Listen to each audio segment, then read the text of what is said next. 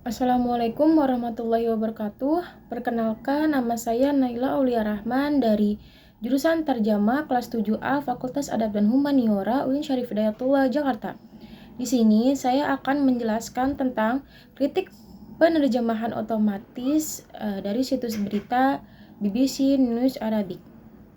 Selanjutnya di sini ada teks sumber dan penerjemahan otomatis dari situs berita BBC News Arabic. Selanjutnya ada interferensi struktural. Jadi, pada teks berita ini menggunakan pola paralelisme koordinatif, yaitu ada dua klausa berita yang sejajar yang dihubungkan oleh tanda koma dan konjungsi tersirat, wa yang artinya dan.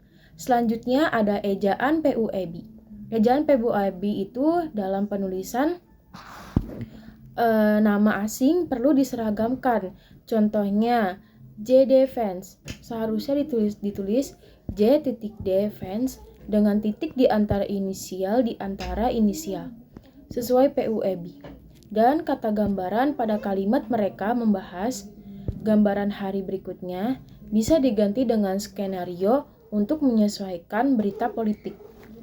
Selanjutnya adalah tanda baca. Penggunaan koma masih pada kurang tepat, yaitu contoh dengan Hamas Netanyahu yang berdiri di samping Wakil Presiden AS J.D. Vance selama kunjungannya ke Yerusalem pada hari Rabu. Mengatakan bahwa kalimat ini terlalu panjang dalam berita, sebaiknya dipisah menjadi dua kalimat, yaitu dengan Hamas Netanyahu berdiri di samping Wakil Presiden AS J.D. Vance saat kunjungannya ke Yerusalem pada hari Rabu. Ia mengatakan bahwa keduanya membahas penggunaan tanda kutip pada kata. Hari berikutnya sudah sesuai, tetapi lebih tepat hari setelah perang karena itu idiom politik khas bukan kutipan langsung. Selanjutnya ada register. Register pada terjemahan ini masih sedikit formal, belum sepenuhnya menjadi bahasa berita yang profesional. Contoh pada frasa yang perlu disesuaikan yaitu mengisyaratkan penolakannya terhadap peran dalam bahasa berita lebih ringkas, menjadi mengisyaratkan penolakan terhadap keterlibatan mereka membahas gambaran hari berikutnya. Lebih sesuai dengan register berita yaitu kedua membahas skenario pasca perang di Gaza.